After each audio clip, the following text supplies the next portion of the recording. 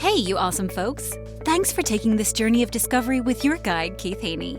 You're listening to the Becoming Bridge Builders podcast, your favorite podcast for everything from racial reconciliation to education innovation, justice reform, and leading change in the 21st century. This podcast is for people who love to be challenged with difficult topics, but want practical solutions to solve these challenging issues. Becoming Bridge Builders makes change possible. Each week on the podcast, Keith invites innovative thought leaders to share how they are building bridges in their area of expertise. You will hear breakthrough ideas and concepts that are changing the world. He's featuring guests who are best-selling authors, leaders at Microsoft, entrepreneurs, leading educators, professors, lawyers, and so many more. Listen in to learn how you can be the bridge to the change you are seeking. My guest today, Michael Andrews, is the author of Learning to Fly, Surviving COVID, and A Walk Among Shadows. Having survived COVID-19 in one of the area's most astonishing recovery stories of the year, Michael's testimony and faith in God are proof that all things are possible through faith. He is a sci-fi, fantasy, action, and horror writer and used to moonlight as an avid ghostwriter and seeker of strange and unusual. When he isn't writing or daydreaming about his next amazing story, he enjoys hiking, gaming, and spending time with his family and traveling the world. We welcome Michael to the podcast.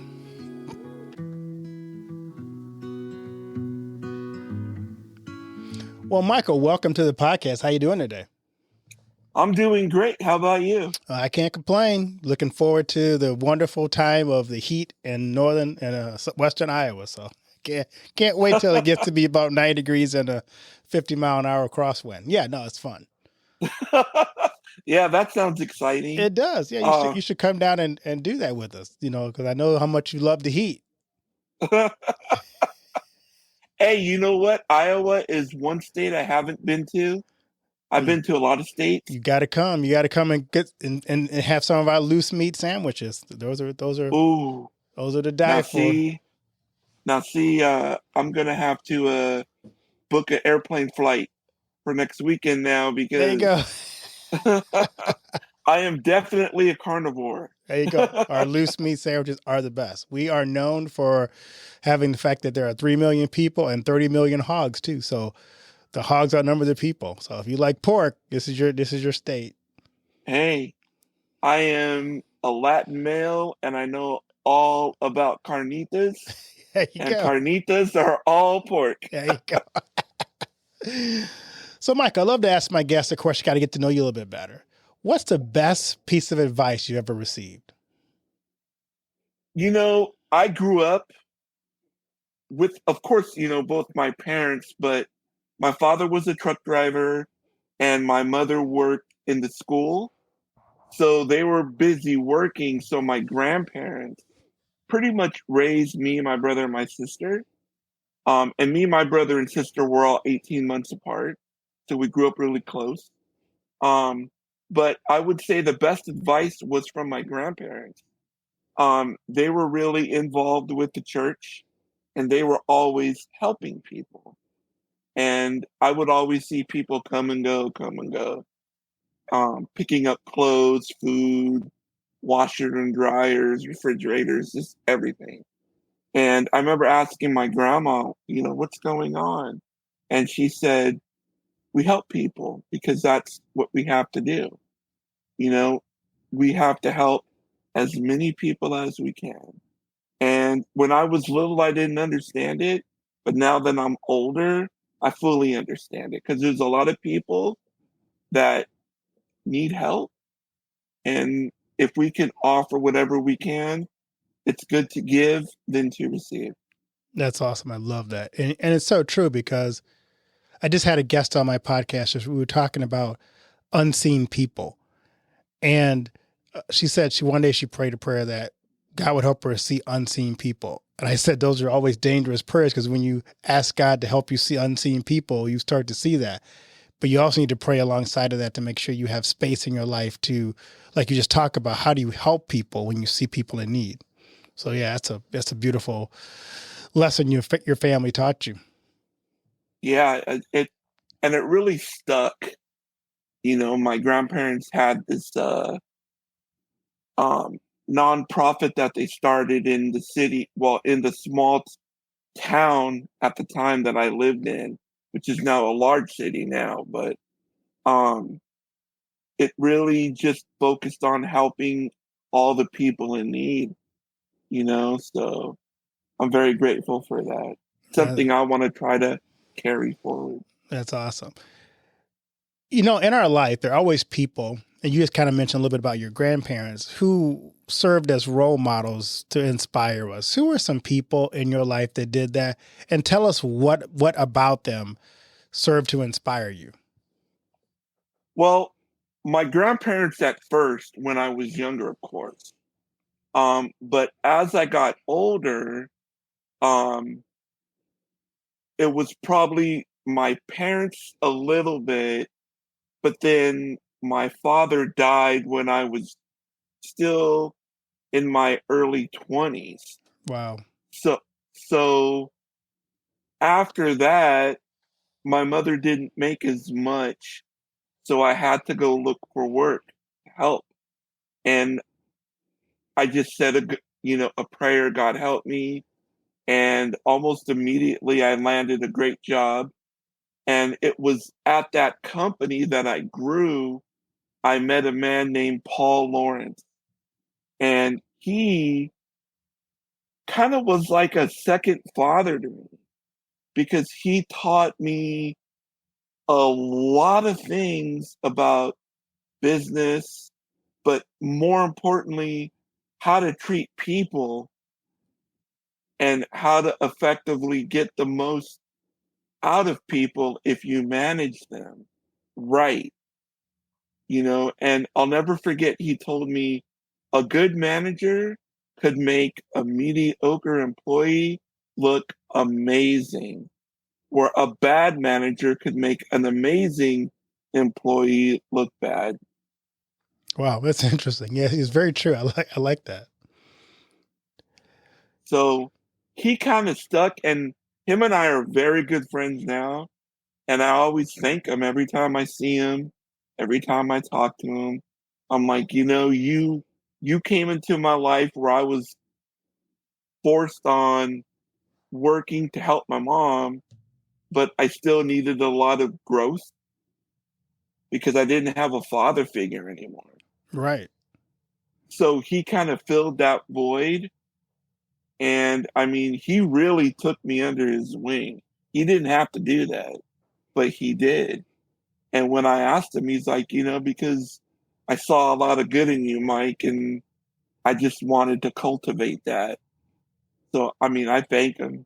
He's also a Christian as well, strong God believer. So that kind of helped too. So, It does.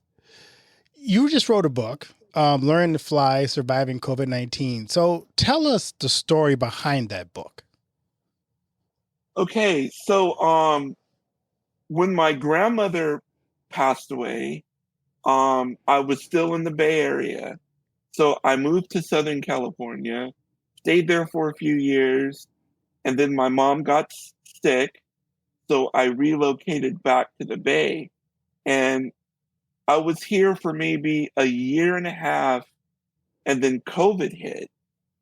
Now, when COVID hit, I was living with a friend and I caught it from him, and I didn't even know that I had it.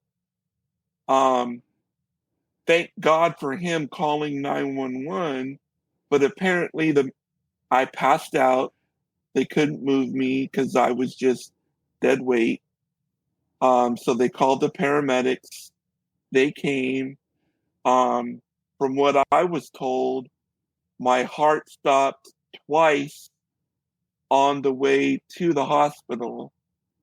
And when they finally revived me, I went into the ER, and the doctors told my family, or my brother and my sister, that I was in the worst shape that they've ever seen anybody.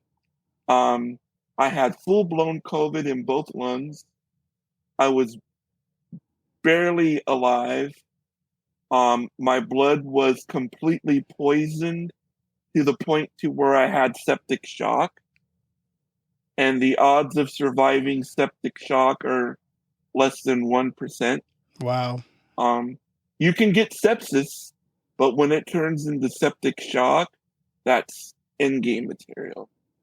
So I had COVID, septic shock, and every single one of my major organs were shutting down. And they told my brother, "You're lucky if he can make it tonight." So Wow. I didn't know that that had gone on until later. But what happened for me was when I blanked out, I was no longer here anymore. I woke up and I was next to a lake. But the lake wasn't like any lake I'd ever been to or seen before. The trees were moving, the grass was moving, the flowers and all the surroundings were moving. There were no clouds. The sky was crystal blue. The water was crystal blue. But everything was moving in such a way you'd figure that there would be wind, but there wasn't any wind at all. It was like I was in a place without any type of forces moving anything. Like on Earth, where you see trees move, you Sure. feel the breeze. Right. It wasn't like that.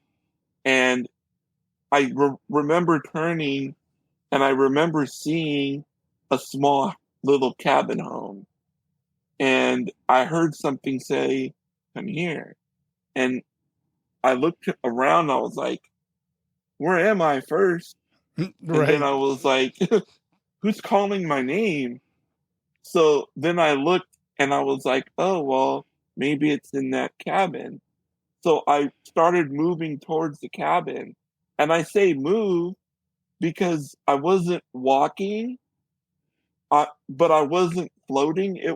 It's kind of hard to explain, but I was just moving towards it. And when I got there, I saw this tall being, probably about 10 foot tall. And it wasn't like an NBA player where you have somebody with just elongated bodies and legs and Sure. arms. Right. Where they don't look proportionate. Right. You know what I I mean? do.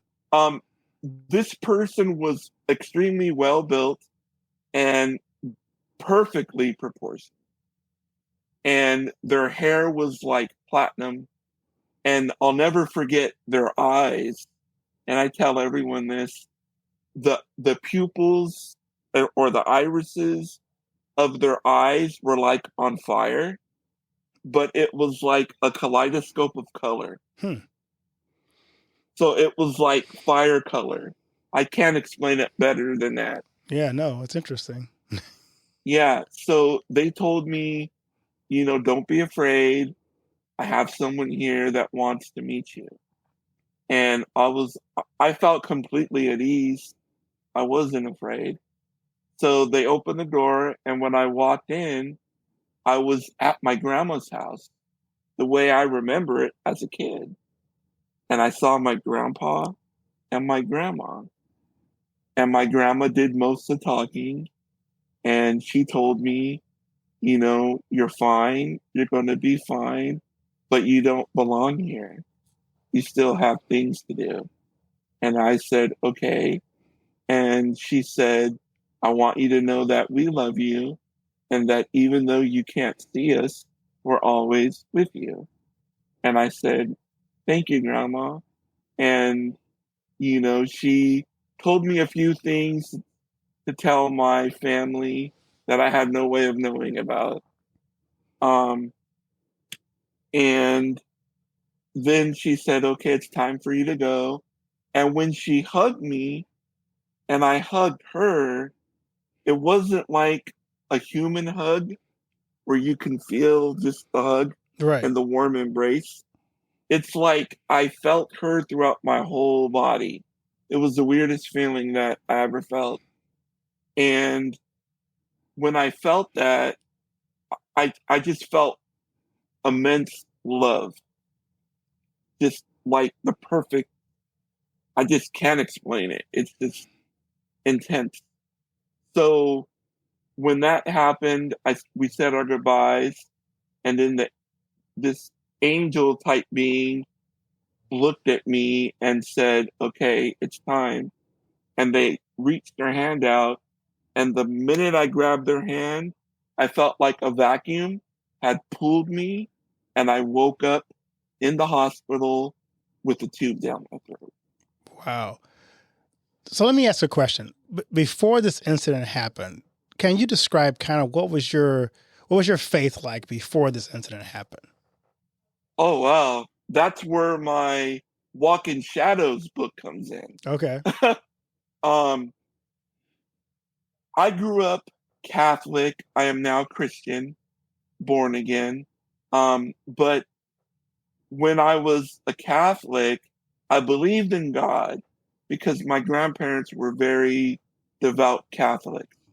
Sure. But as I got older, I wasn't like a satanic worshiper or an occultist or anything like that. Nothing like that at all.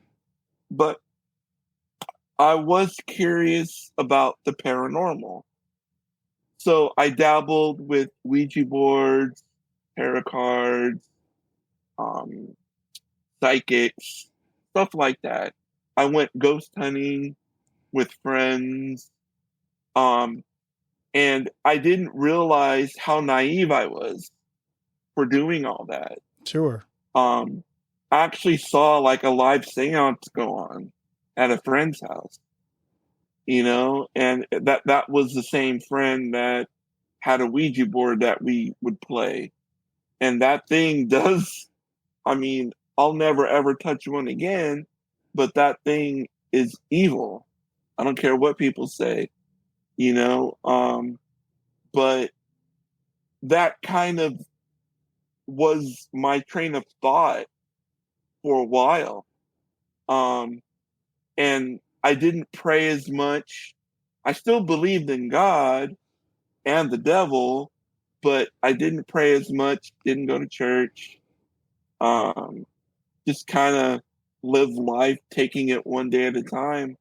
But it wasn't until I saw what I saw when I went through COVID, and then the journey, it took me almost 2.5 years to come back to being normal.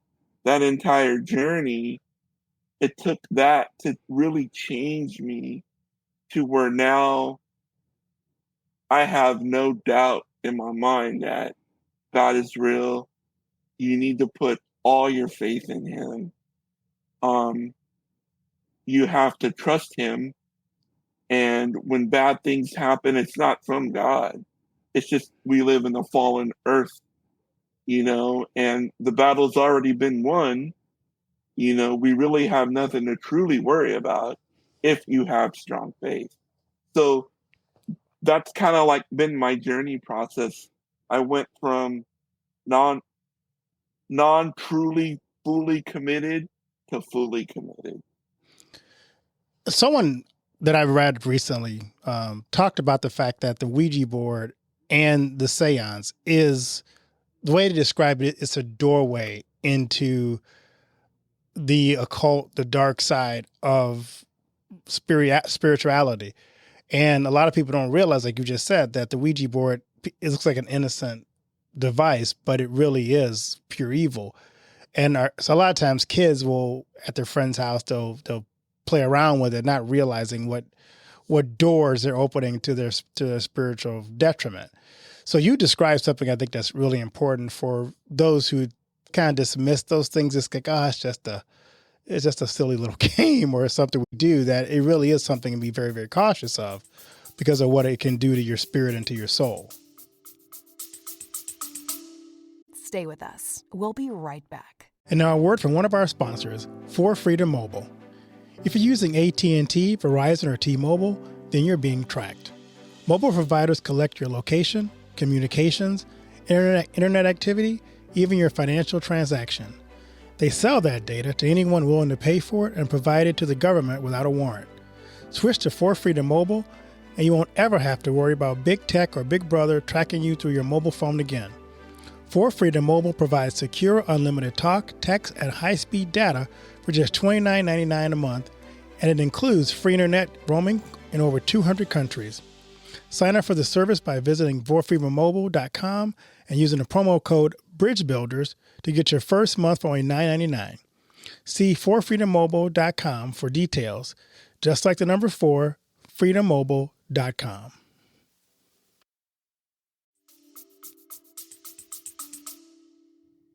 Mm-hmm.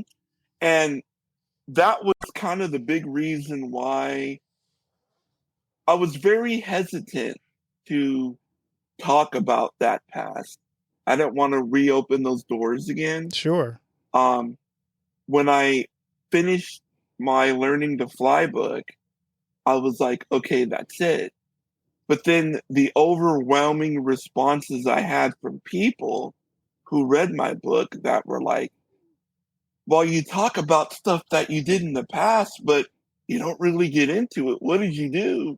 Right. I was like, okay, well, let me ask God, what does God want me to do? And I prayed on it, and God's like, tell them so they can see the transformation. And I was like, you're right. So that's what I did. And that book will be out next week, I believe, by Friday. Okay. So, yeah, it really details all the things that I did, some of the places that I went, some of the things that I saw. I mean, yeah, people don't understand how evil these things are. I've been watching recently just kind of some of the things that are being exposed about a lot of different industries that we have grew up with. There's a lot of stuff being exposed about what's happening in Hollywood. If you remember just a documentary with Nickelodeon, some of the dark side of the music industry, and a lot of the things you're describing, it seems like there are dark forces that are behind some of these industries and even some of the artists that we have put a lot of that we listen to and not really think about it. I've been paying attention a lot to the lyrics of a lot of songs, and there's a lot of really dark stuff in some of those lyrics. There was just one I heard last night where an artist was singing about we're both going to go to hell together, and I'm like, as a Christian, there's no part of me that wants to go, well, if you got to go to hell, let me join you there. No, that's not the desire I want to end up. But there's so much of that darkness in the arts and sometimes in music. As you talk about your book, A Walk Among Shadows, you describe the stuff you went through. So maybe kind of give us some insights into why do you think so much of that is prevalent in the things that especially young people listen to and watch?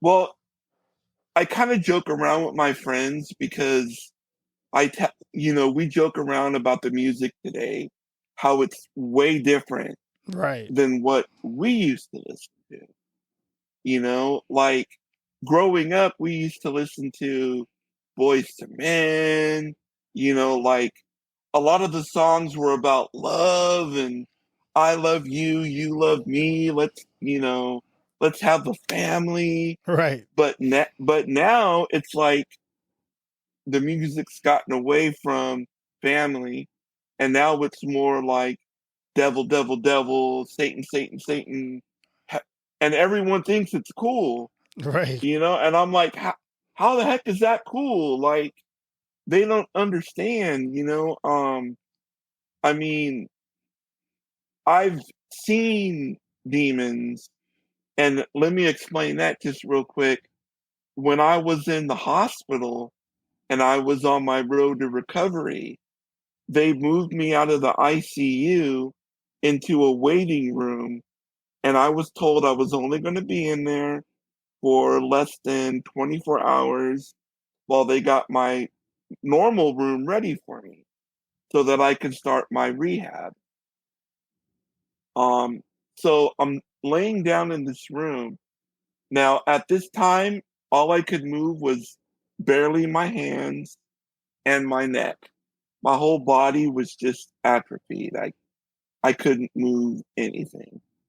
So I'm laying in this bed, and they, they roll me in the room, and the doctor comes to see me, and she says, okay, 24 hours, blah, blah, blah. Don't worry. We have a nurse assigned to you. You're good. So I said, okay. So I got a little rest, and then the door opens, and these two males walk in.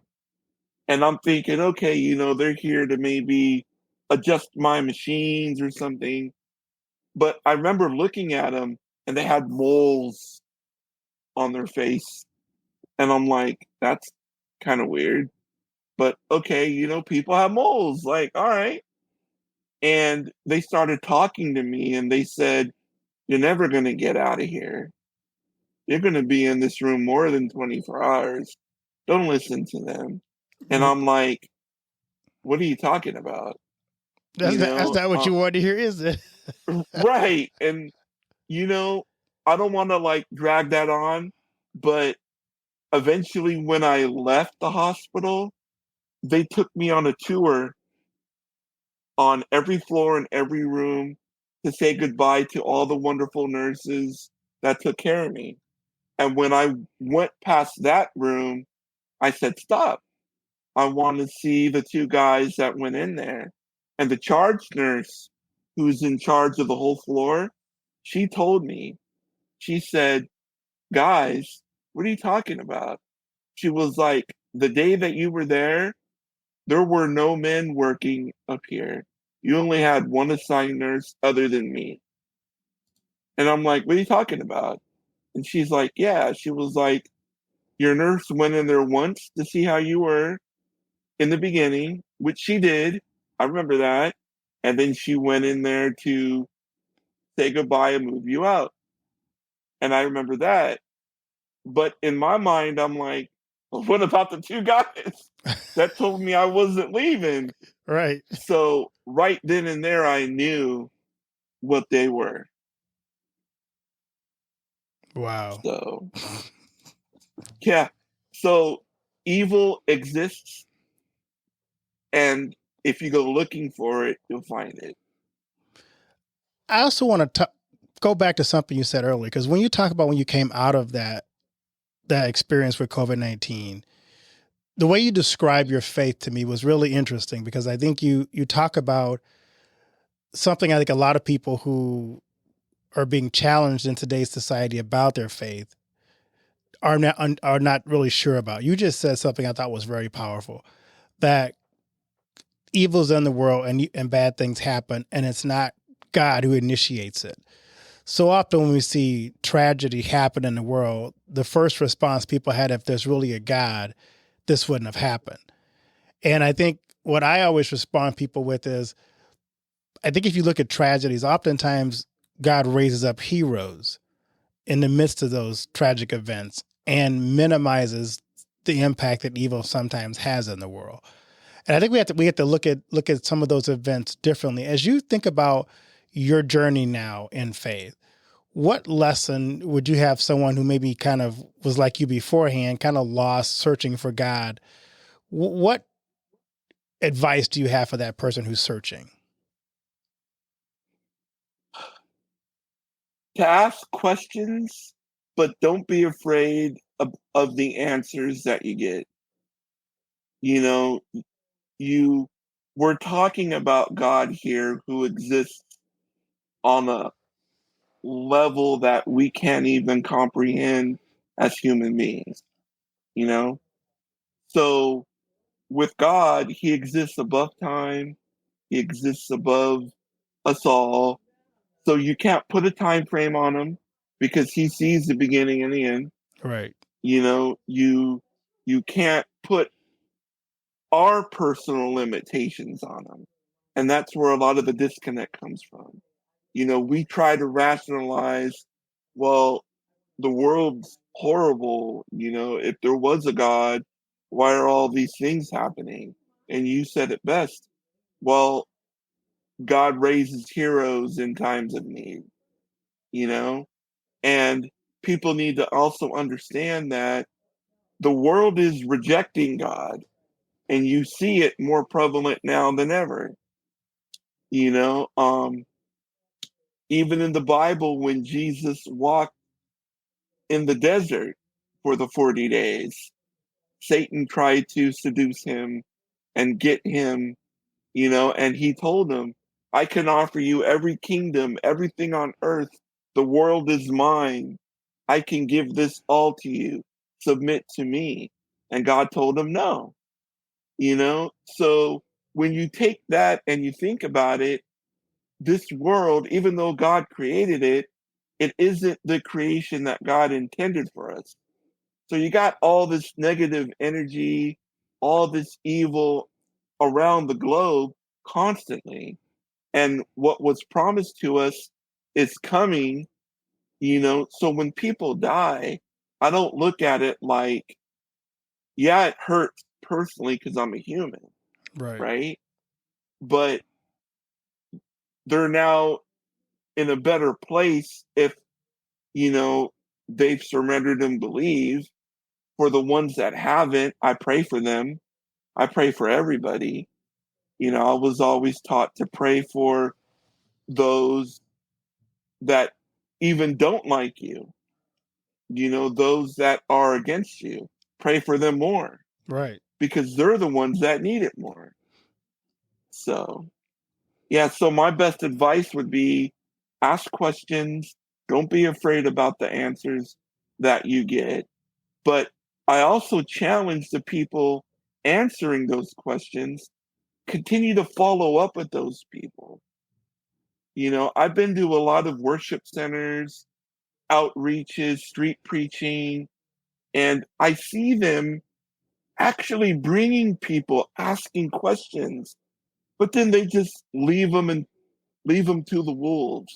Right. Yeah. And I'm like, no, you got to nurture them. They're like little saplings.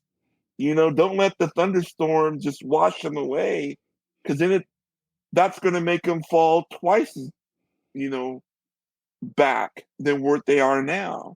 And they're going to lose even more faith, So, like I said, I challenge all the preachers out there to cultivate those people and, you know, check in with them from time to time, see if they need anything, show them what a true person who walks with God really is about. I think you just said something I think the church needs to really dive into, and that is when God performs a miracle of faith in someone's life, what that person needs more than anything else is a church community to come around them and support them and nurture them. So, when the lost prodigal son or lost prodigal daughter comes home, the church becomes really important in their life. I know I've seen that especially in converts, say like from Islam, where their other family abandons them because they've left the Muslim religion or Islamic religion, and all they have is their new Christian family. And so even for the person who may not have come out of that, but just come back to faith in general, they need the church community to engulf them and support them and nurture them. And so we have an opportunity as a church to really make an impact in people's lives. I love the fact that you kind of reminded us to not lead them out to the wolves because, as the Bible says, Satan's a roaring lion looking for those he can devour. And who's going to go after? It's going to go after the weak. And the person who just came to faith is really that fledgling, that little lamb that doesn't have a flock around him to support him or her as she comes back to the fold. Right. And, one of the things that I remember, I was talking to this one gal and she was asking questions. She was a former drug addict and she was really seeking God. And I told her, we were going back and forth, but I told her, you're going to be attacked very hard, harder than probably anyone here who believes. Because if you can fully convert and if you can fully have your faith in God to where you let all that negativity go and you let God's Holy Spirit fill your heart completely, you will be a strong weapon against evil because you will be a shining example of the power of God. And the devil doesn't want that to happen because your story can impact all the thousands of people that walk just like you right now. Right. And Satan can't afford to have that. Exactly. So that's why we need to, like you said, go out as a community and continue to nurture and help these people as best we can. So I'm always curious, what are you excited about in this season of your life? I've always wanted to be a writer since I was little, but I never really pushed it. And I wrote my autobiography in 2 parts, A Walk in Shadows and Learning to Fly. And now after that, it's like God's just opened doors and blessed me. And I've just been writing like crazy now. And I write fiction. And one of my first books that I wrote, my little niece, she saw me writing one day and she's real cute. She's real little. And she was like, Tio, that's, uncle in Spanish. And she's like, Tio, can you just maybe write me a book? And I was like, okay. So I wrote her a nursery rhyme book with pictures. So it's published now and it's out. And she hasn't seen it yet because I got my author copies coming. But as soon I just can't wait to give it to her. So she's going to be excited. Oh, So that's great. what I'm really excited about. And, just being a positive influence and, all the money I make, I'm going to take some of it and I want to start really giving back to my local community the way that my grandparents used to. I kind of want to carry that legacy for a new generation. That's amazing. I love to ask my guests this question. What do you want your legacy to be? I want to be known as someone who went through a lot and never gave up. And the reason why they never gave up was because they put all their faith in God. That's great. As we wrap this up, this conversation, it was a great conversation. What are the key takeaways you want our listeners to remember from our discussion today? Evil definitely exists. Don't go looking for it, because if you go looking for it, you will find it and you will not like what you find. No matter how hard it gets, never give up. I was told that I would never walk again, that I would need kidney dialysis for the rest of my life, that I would need oxygen tanks for the rest of my life, and that I would be wheelchair bound, like I said, or at best have a walker to assist. And because of my faith, I denied all that and said, no, God's going to heal me. And he did. So have faith in God no matter how bad it gets, because through him, anything is possible. That's great, Michael. So where can people find your 2 books, Learning to Fly, Surviving COVID-19, and A Walk Among Shadows? And where can I learn more about you? My books are all on Amazon. But I also have my own ISBN number. So if you go to Amazon and you look, if you don't want to get them through Amazon, you can just copy the ISBN number and go to your local bookstore and order it there, depending on which way you want to go. I have my own personal website, themichaelandrews.com. If you go there, you can see all the projects I'm working on, all the stories I'm writing, and things that I'm getting into every day, and also a little blog on my personal journey if you want to hear about that. Well, Michael, thanks for taking the time to be on the podcast and giving us some great content and some hope as we know that and remind ourselves that no matter what happens in life, God still sits on the throne and God's still in charge. So thank you for sharing your story and your amazing journey from the shadows back to the light. So thank you for being a wonderful guest on the show. Thank you so much.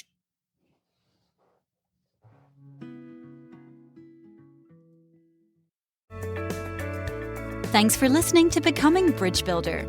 If you enjoyed this episode and want to help support the podcast, please subscribe and share it with others. Post about it on social media or leave a rating and review. To catch all the latest from me, you can follow me on Instagram at bkeithhaney and on Getter and Twitter at RevHeadpin or on his website at alightbreaksthrough.org. Thanks again and tune in next time. Do you know that most entrepreneurs hit a revenue ceiling and have no idea why? They're working harder, spending more money, running more ads, but revenue stays flat. My friend Dr. Noah St. John calls this the invisible break. He's giving our listeners a free revenue ceiling audit to help you see what's really holding you back. You'll get a free 30-day membership to Noah Bot, giving you access to Dr. Noah's 30 years of experience to help you reach your next level. But hurry, because there's only 50 available this month. So if you're tired of being stuck at the same revenue level and want to finally break through, get your free revenue ceiling audit at drnoahvault.com in the affiliate link that'll be listed in the show notes. Thanks for listening to Becoming Bridge Builder. If you enjoyed this episode and want to help support the podcast, please subscribe and share it with others. Post about it on social media or leave a rating and review. To catch all the latest from me, you can follow me on Instagram at bkeithhaney and on Getter and Twitter at RevHeadpin. Thanks again and tune in next time.